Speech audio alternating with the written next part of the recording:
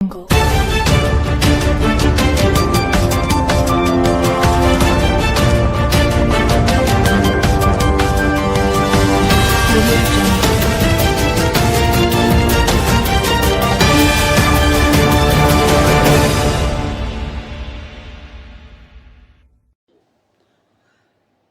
जाट संसार पत्रिका YouTube channel पर आप सभी दर्शकों को सादर नमस्कार। मैं आनंदपाल राठी, जाट संसार पत्रिका यूट्यूब चैनल से। साथियों, आज हम आपको एक कहानी सुनाने जा रहे हैं, एक प्रेरणादायक कहानी। कहानी का शीर्षक है गुरुजी सोचा तो बहुत था। कहानी कुछ इस तरह से है कि एक बालक के माता पिता अपने बालक के भविष्य को लेकर बहुत चिंतित थे। उनकी चिंता का कारण यह था कि बालक बहुत नादान और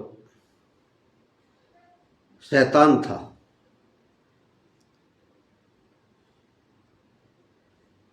वह दिन रात बालक के भविष्य को लेकर के चिंतित रहते। तभी किसी ने उन्हें बताया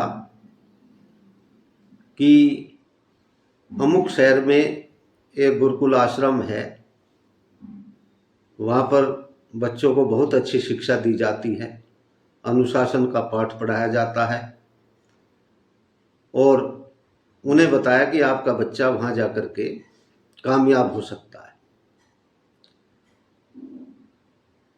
पति पत्नी को उसकी बात बहुत अच्छी लगी और वह अपने बालक को साथ लेकर के गुरुकुल में पहुंच गए और वहाँ पर गुरुजी से मिले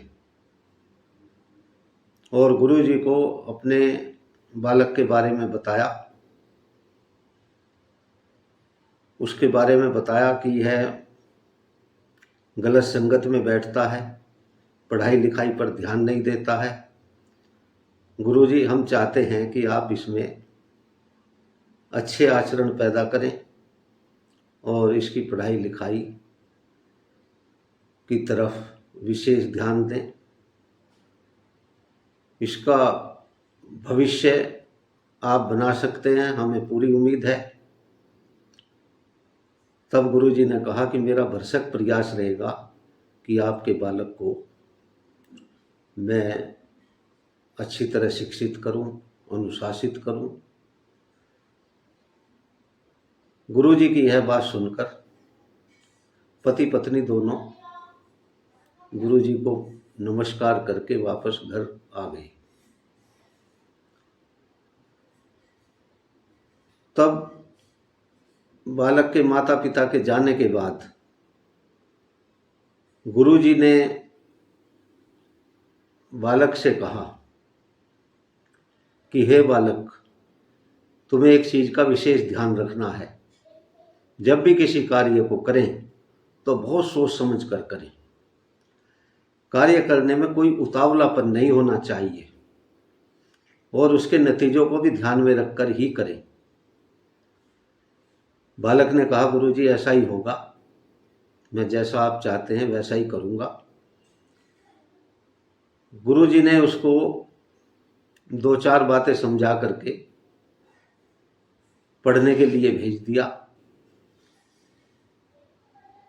वह पढ़ाई पर ध्यान देने लगा।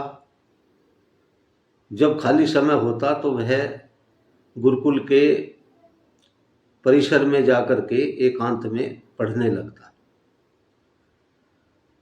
वहां पर एक दुबला पतला बैल भी आता था। बालक प्रतिदिन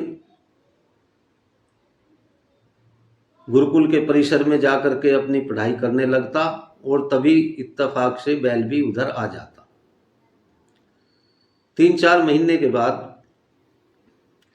बालक ने सोचा कि क्यों न इस बैल के सींग में सर फंसा दिया जाए। लेकिन फिर वह यह सोचकर रुक गया कि गुरुजी ने कहा था कि जो भी काम करना बहुत सोच समझ कर करना। धीरे धीरे समय आगे बढ़ता गया। प्रतिदिन बैल भी उधर आ जाता और बालक भी उधर पढ़ने के लिए आ जाता। तो दोनों एक दूसरे से बड़े घुल मिल गए। बैल बालक से नहीं डरता था और बालक बैल से नहीं डरता था। कुछ समय बाद हरा चारा खाने के बाद बैल अच्छा तंदुरुस्त हो गया, सुडौल उसका शरीर हो गया। बालक ने सोचा कि अब क्यों ना इस बैल के सींग में सर फंसा दिया जाए। और अब तो दिन भी काफी हो गए हैं। गुरुजी ने कहा था जो भी कार्य करना बहुत सोच समझ कर करना।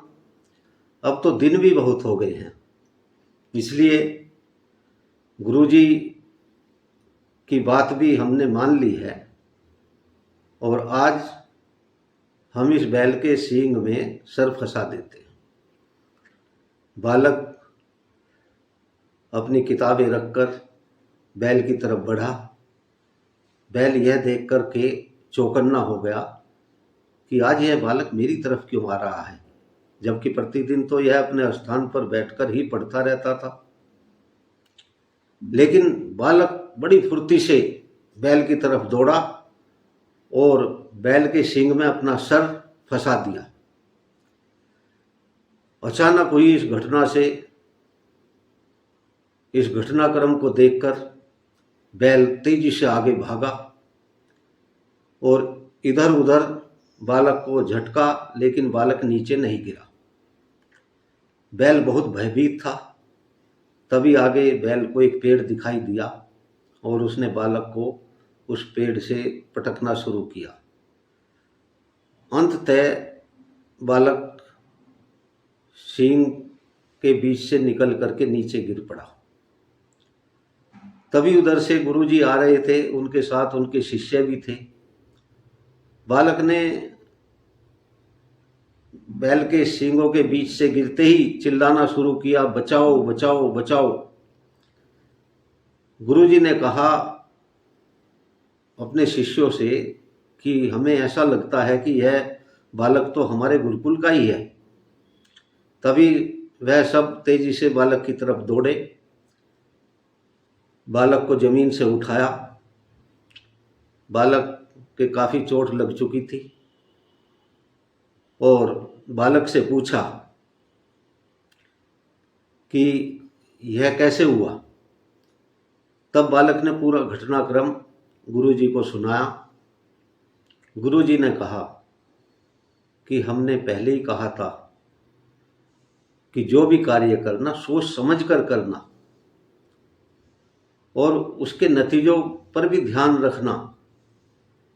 तब बालक ने बड़ी मासूमियत से गुरुजी को कहा, गुरुजी सोचा तो बहुत था। गुरुजी ने कहा कि सोचने के साथ साथ यह भी सोचना था बालक कि इसका नतीजा क्या हो सकता है। अगर तुमने पहले यह सोचा होता तो तुम्हारा इस तरह बुरा हाल न होता। कहानी का सार ये है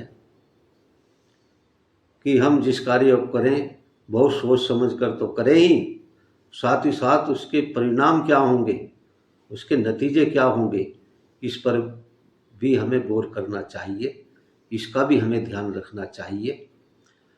मैं अनंगपाल राठी, जाट संसार पत्रिका यूट्यूब चैनल से आप सभी से विनम्र निवेदन है कि आप जाट संसार पत्रिका यूट्यूब चैनल को लाइक करें, सब्सक्राइब करें। आपका बहुत बहुत धन्यवाद, आभार।